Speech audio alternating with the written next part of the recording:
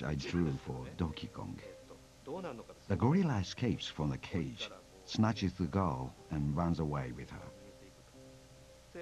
The man chases him, dodging all these barrels with a hammer in his hand. At the end, a hole appears in the ground, and the gorilla falls down, and he dies.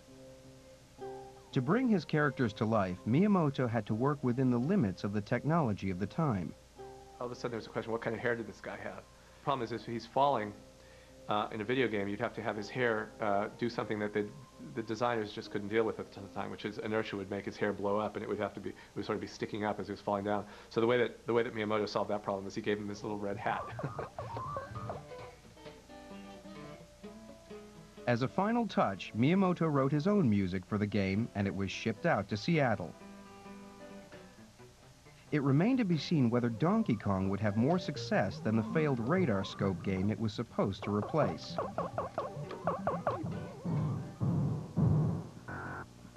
People in America saw this game and thought that their Japanese counterparts were insane. Fearing the worst, Nintendo's American team decided to try out the game in a local bar, just as Atari did with Pong a decade earlier. A day later, they go back to the Spot Tavern, open the little coin box, and lo and behold, there's $30 in quarters in that little coin box. It's almost overflowing. That says that machine was operating almost every minute that tavern was open from noon until midnight when it closed that day. And he said, wow, what kind of aberration is this? It's all the market research I need. Let's go. The game made $100 million in the first year alone. And Donkey Kong went on to become an international star with a whole series of hit games. Donkey Kong's original companion, Jumpman, went on to even greater fame and fortune. In 1985, Nintendo announced the launch of a new home console for the American market, the Nintendo Entertainment System, or NES. Following the collapse of the US games industry, most observers thought they were crazy, but Nintendo had a secret weapon. Miyamoto took computer games to a whole new level with his next great creation. Jumpman was reincarnated as an Italian plumber called Mario. Mario had instant universal appeal. Mario can do amazing physical things, like high jumps. But he's not superhuman. He drowns in water and gets hurt if he falls from high places.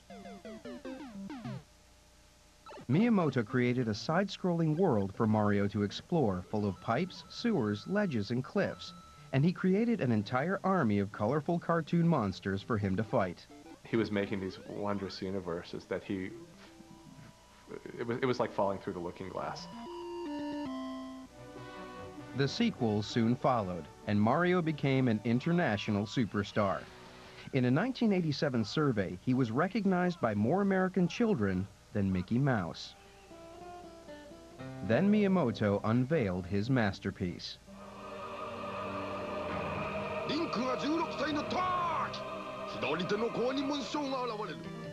Nintendo released the first of a series of games that has been widely acclaimed as the greatest games ever made, the Zelda series. The Legend of Zelda moved beyond platforms and levels. It offered players a vast magical world to roam and freely explore. The story begins with a child standing in the middle of a field. He doesn't have a sword or a shield. The player starts by naming the child, but then he has no idea what to do. He wanders around the field looking for things to do. It was a very daring concept back then. Zelda was inspired by Miyamoto's childhood wanderings in the countryside around his home. I walked up into the mountains, through woods and a rocky space, and finally I came to a big lake.